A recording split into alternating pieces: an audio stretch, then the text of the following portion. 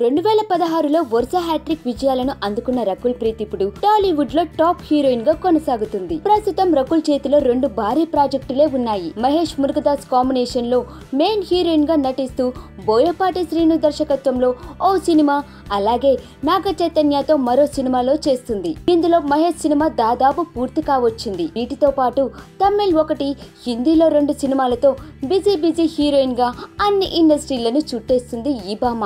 Rakul Preet recent గా ఒక ఇంటర్వ్యూలో తెలుగు చిత్ర పరిశ్రమలో మొదట తనకు ఎదురైన అనుభవాలను గురించి చెప్పింది. తాను కాలేజ్ డేలో ఉన్నప్పుడు పూరి జగన్నాథ్ ఒక కథ వినిపించాడట.